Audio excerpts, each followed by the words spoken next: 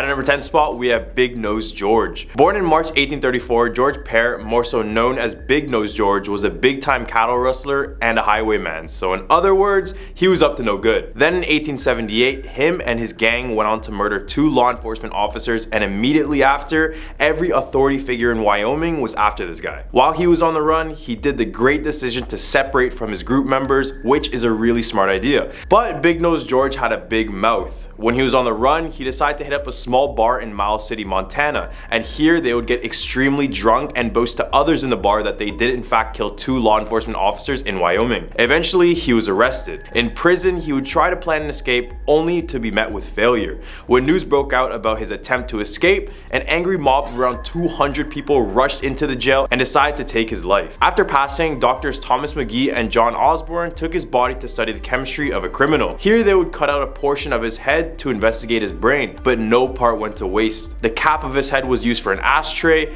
pen holder, and a doorstop. It didn't stop there though. They then skinned him and then sent the skin to a tannery where he was literally made into a pair of shoes and then a medical bag. What the actual? Number 9, Pedro Mountain's mummy. The Shoshone Indians of Wyoming believed in a race of tiny people and said that they were responsible for the deaths of their comrades with the use of poisonous arrows. They described this race of people to stand from 20 inches to 3 feet tall. These people were known to be very hostile, not only to the natives but to their own kind. It was said that they would take the life of their own people if they became too sick and couldn't help the community anymore. So basically, if you're old, you're dead.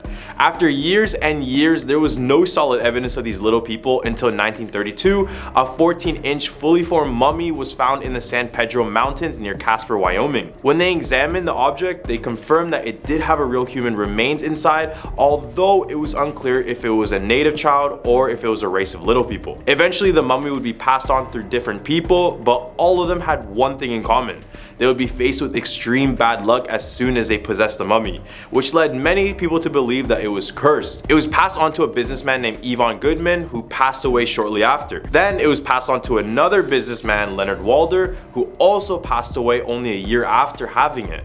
Now the whereabouts of the mummy are completely unknown. At number 8 spot, we have Ghost Ship of Plate River. If you visit the Pathfinder Dam on the North Plate River, there's a small chance you might find a glimpse of the ghost ship. It's believed that every 25 years, a death ship appears out of the midst near the dam. The first ever recorded sighting of this eerie vessel was in 1862 when a trapper named Leon Weber reported a large wave of fog, then saying it took the form of a sailing ship with a mast and sails covered in silvery shiny frost. He said he saw people on board, but they're all covered in this shiny frost. When he looked closer, he saw someone that looked exactly like his fiancée at the time as well. He then returned home from work a month later and discovered that his fiancée passed away the day he saw the ship. Then there was another sighting 25 years later in 1887 when cattleman Gene Wilson saw the exact frosty ship appear out of nowhere. He would also report people on board, but all of them were frozen, and as soon as he went home, he found out that his home was burned to ashes and his wife was lifeless 100 yards from the house. Number 7, Francis E. Warren Air Force Base. Located 3 miles west of Cheyenne, this Air Force Base was first established as Fort D.A. Russell in 1867. Named in honor of Civil War Brigadier General David A. Russell,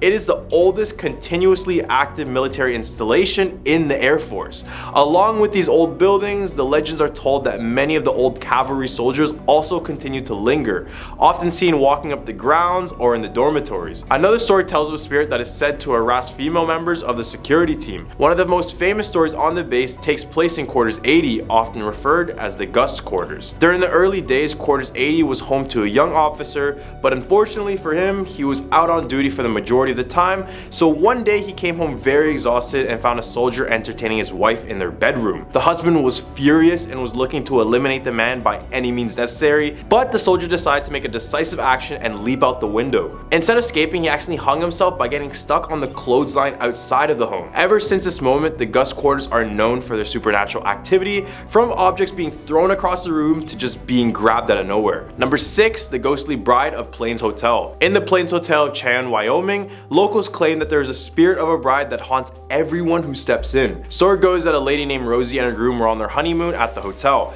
As the night went on, the husband decided to step out and get some drinks at a nearby bar. When Rosie arrived to fetch him, she noticed him walking upstairs with an escort. So of course she was shocked and decided to secretly follow them. This is when Rosie followed them all the way up to the room and in a jealous rage shot both of them with the husband's firearm. taking both of their lives immediately. After this, she would regret her actions and return back to the honeymoon suite to take her own life. Now, if you enter the Plain Hotel, you may be met with apparitions of the 3 people involved in the story. Rosie walks down the halls with a bright blue dress, which would have been the dress for her wedding.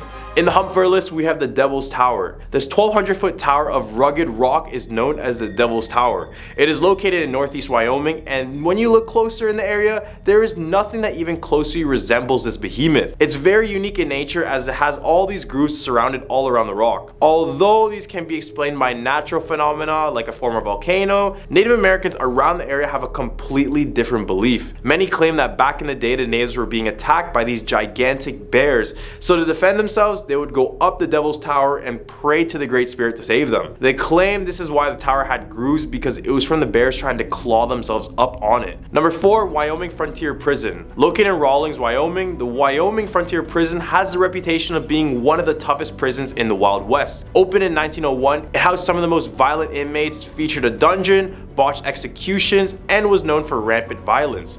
Now a museum, employees and visitors alike have reported ghostly encounters.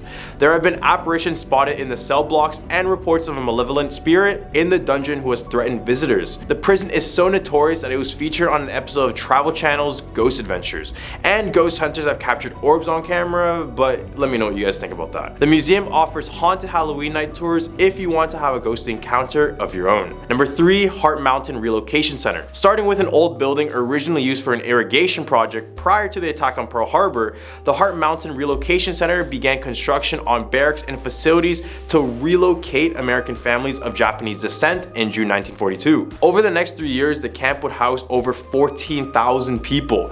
Just to put that into perspective, if they made this prison a town, it would be the 3rd largest city in Wyoming based on population alone. As World War II occurred, many horrors occurred within as well. Abuse, torture were just some of the things that the Japanese had to go through, with many people passing away as well. It eventually got shut down at the end of the war, but the discrimination towards the Japanese was too big that they couldn't let it go that easily. Today, the camp has been reinvented to be an informational, interpretive center, educating Americans about this dark time about our past. People working at the place claim to see these shadow people in the halls when it gets dark as well. Number 2, Old Faithful Inn. This is yet another story of a deadly wedding. I don't know what it is in Wyoming, but what's with all these bloody wedding stories? Are y'all not happy there? Built in 1903, Yellowstone's Old Faithful Inn is considered a National Historic Landmark. This, of course, means that it comes with some haunting tales. The headless bride of the Old Faithful Inn is the story of tragedy. A wealthy woman from back east fell in love with a con artist, told by her family that if she marries this man, they would disown her. She then took her inheritance and ran away with him. On their honeymoon in Yellowstone, he chopped off her head and ran away with her money long before they found the body. Now the headless bride has been spotted wandering the hotel in search of her lost love. All the way at our number 1 spot, we have the Sheridan Inn. The Sheridan Inn has been a community landmark for nearly 130 years. Miss Kate, one of the beloved employees and patrons, is said to have never left. In 1901, Miss Kate moved to Sheridan and began working at the inn. She moved into her room on the 3rd floor in 1906, where she would spend the rest of her life. A friend placed her ashes in the walls after her death in 1968, all while the inn was being renovated.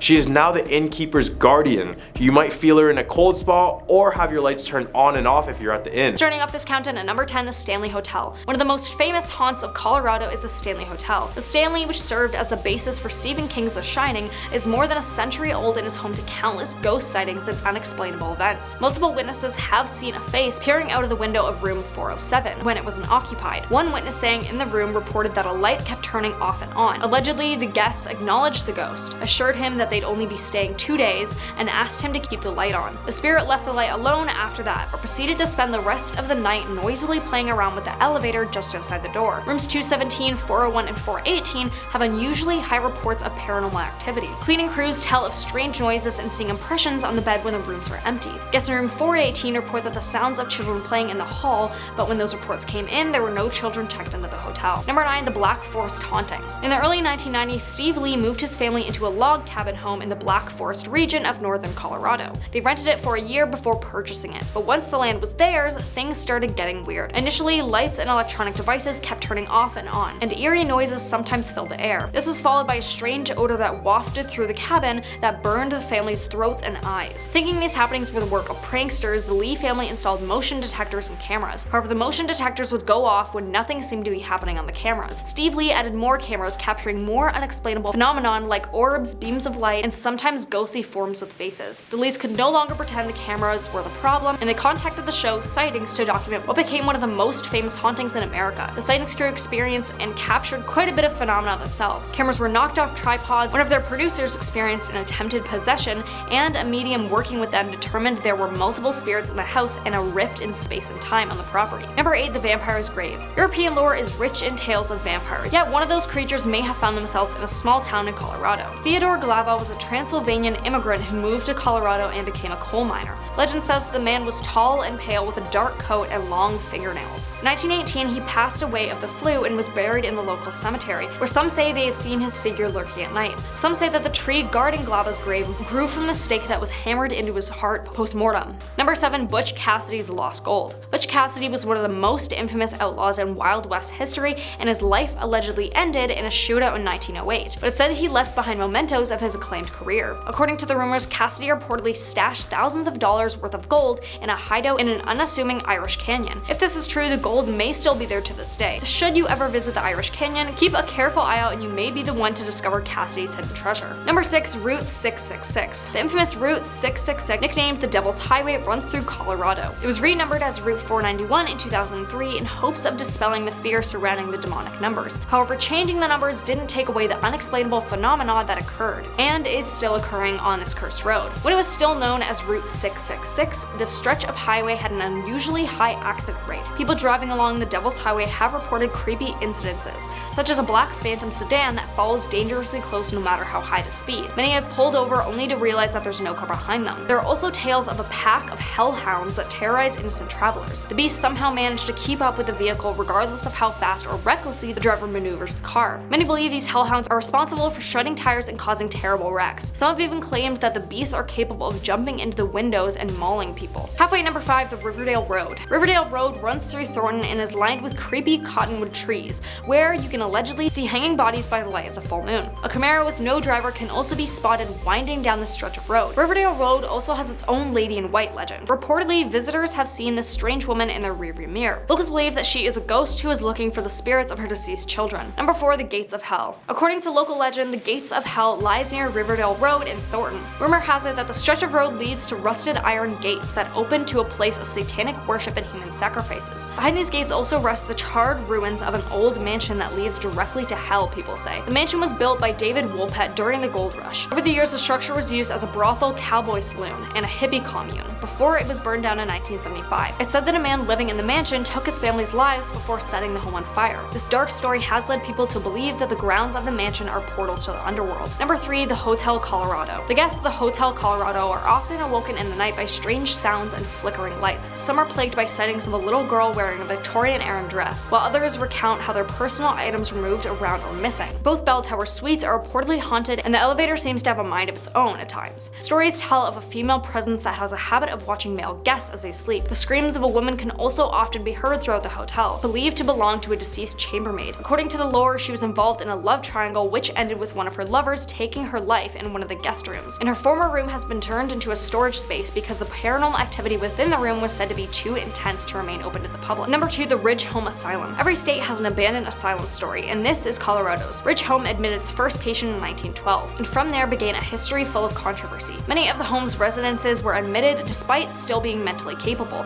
but over time their mental states declined due to their confinement. Rumors that patients were unnecessarily medicated arose, and over time parts of the building closed due to unsafe living conditions. Finally, in 1992, the doors of Ridge Home Asylum closed for good, good, but that doesn't change the fact that the legend that some patients were mistreated there and passed away still remains to haunt people who try to explore the abandoned building. Now coming in at number 1, Hatchet Lady of Red Rocks. Red Rocks is a staple of Colorado and is a big deal for people who live there. But what if I told you it's home to some eerie and paranormal tales? Would you still want to see your favorite band play there, even when there's something lurking in the shadows watching your every move? Yeah, probably not. One of the more popular and well-known legends surrounding Red Rocks is that of the Hatchet Lady. She wasn't always known as the Hatchet Lady though. In fact, many stories say that this woman, old Mrs. Johnson, would pull a coat over her head and carry around a hatchet in order to ward off her daughter's suitors. Apparently, she wasn't a fan of young love. She of course has tales that make her into a headless ghost, that scare off couples who are getting a little too intimate in the shadows. Other myths believe that this Hatchet Lady was a homeless woman who lived in the area, like in a nearby cave in the 1950s, and instead of going after young lovers, she'd go after children. Any young kids who ended up a little too close for their liking would be executed, and she'd hide their bodies and severed limbs around the ground. At number 10 spot, we have Black Aggie. Although this statue is beautiful, visitors claim that many spirits crowd around it as well, some believing that the statue is alive altogether. The brown statue belonged to General Felix Agnes and was formerly placed in Druid Ridge Cemetery in 1926, where it stood strong for 40 years until it was relocated to a museum. The townsfolk believe that the spirits of Druid Ridge Cemetery haunted the very statue. They would back up their claims by showing that no grass grew around the statue, and at night it would appear to have red glowing eyes. And many other people suggest that the statue starts to move around the cemetery during 3 a.m. Locals have also laid down warnings such as if you pay Aggie a visit after dark and look into her eyes, you will go blind. And the most popular one is that if you sit on her lap at midnight, you'll pass away within 2 weeks. At number 9 spot, we have Chessie. Basically Maryland's very own version of Nessie or the Loch Ness Monster.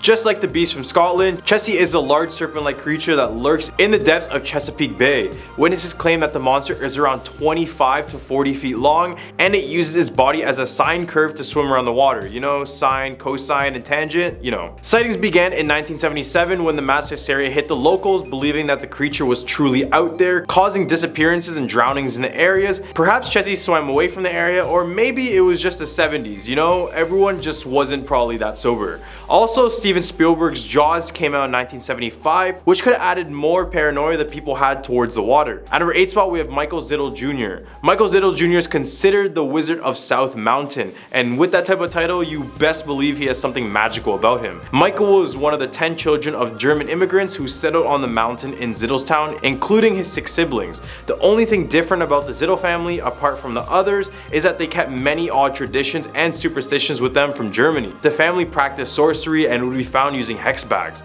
This prompted a young Michael Zito to carry on the tradition, eventually becoming the town's healer and conjurer. He would garner the nickname Wizard Zito, and just like any other wizard you see on popular television, Michael had his very own spell book. Although the original writings were in German, he eventually got a few translated and published into a real book. At number 7 spot, we have Spirits of Point Lookout Light. In southern Maryland, looking over the Chesapeake Bay is the Point Lookout Lighthouse. Back in the Civil War, the park around the lighthouse was one of the most feared and notorious Union prisoner of the war camps, where an estimated 4,000 Confederate prisoners passed away on these very grounds. And the worst part too is that even though it was originally designed to hold no more than 10,000 prisoners, at the end of the war, it held over 20,000 men. The overcrowding along with the terrible living conditions created hell on earth for many of the prisoners. Many would take their own lives, fall gravely ill, or even freeze till they passed away. Now the lighthouse in the area is claimed to be America's most haunted lighthouse, with one person claiming that it felt like you're at the end of the world. The first keeper of the lighthouse passed away after only 2 months of working there, and then another keeper claimed to hear door knocks every single time he lived there, but when he opened it up, he would see an apparition jumping down into the water below. At number 6 spot, we have Maud Dyer. Maud Dyer was considered to be one of the first women accused of witchcraft in Leonardtown. She was born in the 17th century when it was a time when people would accuse you of being a witch for literally anything. She's made of wood, and therefore a witch! A witch! Specifically, Maud Dyer was blamed for the plague of influenza that hit the whole entire town. Eventually, people began to rally up and set fire to her small hut in the woods. Although she managed to escape, her body was found frozen near a large rock. When the townsfolk removed her body, they noticed that an imprint of her right hand stayed on it, which led many locals to believe that she placed a curse on the town. And the craziest thing is that the rock with her imprint is still there to this day. Local legend has it that the rock itself is cursed, and that people who go near it or touch touch it will experience misfortune, including dizziness, fainting, illness, and a bunch of other bad things. They also say her spirit haunts the entire town to this day. Right in the hump of our list, we have Hager House. After standing for nearly 300 years, this old house in Hagerstown is believed to be infested with poltergeists and a whole load of other demons. This is because 13 people are said to have lost their lives in this very house. After it was handed down by its original owner, the house was used for rent during the Civil War all the way until World War II. However, in the 1840s, a large number of family members who lived in the house passed away. For example, Micah and Catherine Hammond's 4 children passed away in the span of 3 months in 1844. Just before this, in 1838, Alex and Susan Armstrong passed away along with their 3 infant children. So just know nothing good came out of this house, only bad things. When people visit the house today, they claim to see the spirit of a little girl who on some occasions is felt latching onto women as if they're tugging them not to leave the house. As well, there is said to be a lady in green who is looking out of the window and is walking around the halls at night. At number 4 spot, we have Crybaby Bridge. There's basically a Crybaby Bridge in every single state we cover, so it's no surprise it makes its way into our Maryland video. The Crybaby Bridge in Maryland is a popular yet horrifying spot located on the line between Prince George's and Anne Arundel's counties. The legend of this bridge goes that in 1970, a pregnant teenager was left abandoned by the baby's father. After she gave birth to the child, her family condemned her actions and tormented her with physical and emotional abuse. After realizing no one has anything nice to say about her, she decides to walk over to this bridge and with her baby, drowns the baby, then proceeds to jump in and take her own life as well. As the name suggests, you're able to hear the baby's faint crying underneath the bridge at night. Others claim to see a set of headlights and a black sedan trailing them after they stop at this bridge. At number 3 spot, we have Snallygaster. Don't be deceived by the odd name. This creature is one of the most confusing and terrifying creatures I've ever mentioned. Said to have resided in Frederick County, the Snallygaster is a dragon-like beast that is described as being a half reptile and a half bird that lives deep in the caves of South Mountain. Apart from its eye-popping looks, the beast is said to be responsible for stealing and eating farm animals and even children. The creature would be a silent killer and would swoop down from the skies, and before you would realize it would snatch you. The Snallygaster would consume its victims by completely draining all of its blood before taking you to its lair to consume you. The last sighting in Fredericktown occurred in March 1909 when 3 men fought the creature outside a railroad station for nearly an hour and a half before chasing it into the woods of Carroll County. However, who knows if this really went down, because I believe this creature of this caliber can easily take on 3 humans, but maybe that's just me. At number 2 spot, with the Anti-Tem battlefield. Combine advanced technology with unstructured tactics and poor decision making, and you have the Battle of Anti-Tem, otherwise known as the bloodiest single day in American history. For those who don't know, this is the battle that wounded or took the lives of around 23,000 soldiers, and remember, that's in one single day. The iconic Bloody Lane is a spot where both sides met and fought for their lives. It was a sunken part of the road, and considering it was where the most activity was, it's understandable that many bodies were stacked on this road, hence the name Bloody Lane.